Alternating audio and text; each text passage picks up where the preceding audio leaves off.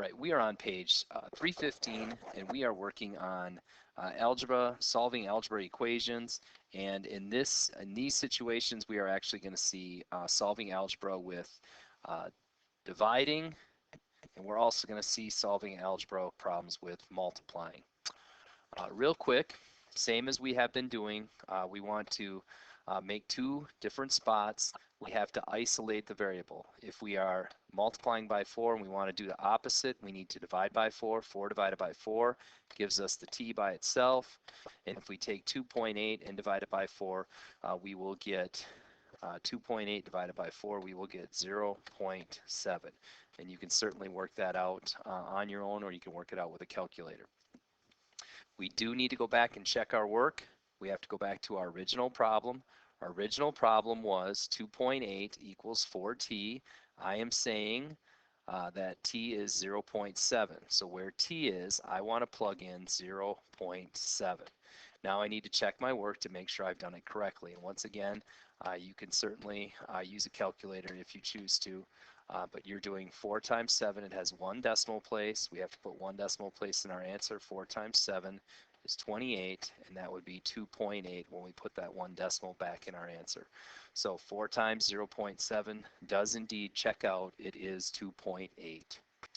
For number 5 on page 311, this has fractions now. It's a little bit trickier, but it's the same kind of setup. How do I get the y by itself? Well, I'm going to divide by 1/2. 1/2 divided by 1/2 gives us y.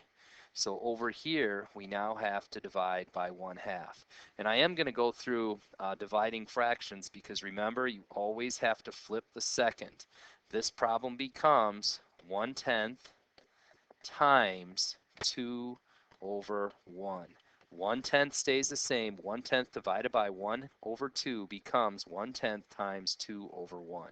Now we can certainly cancel if we'd like. 2 divided by 2 is 1. 10 divided by 2 is 5. And now we multiply across the tops. 1 times 1 is 1. And 5 times 1 is 5. So we end up with y equals 1/5.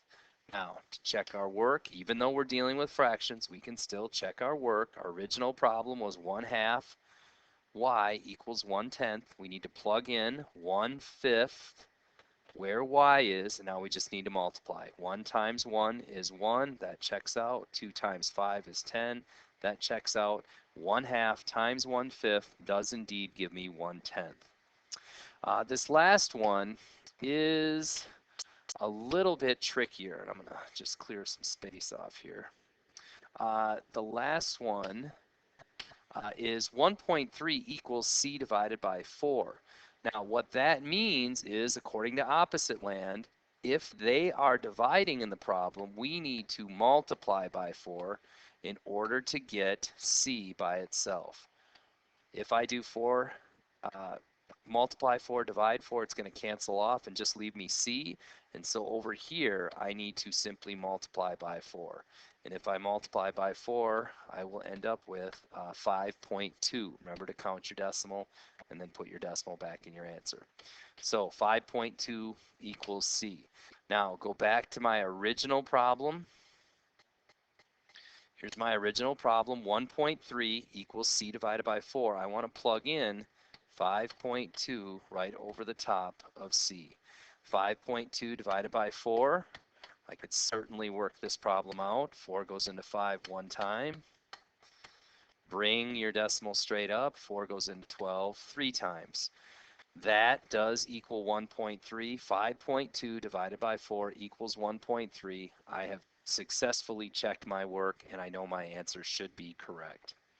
Once again, this is from page 315 in your big Go Math books, and we are working with solving algebra equations.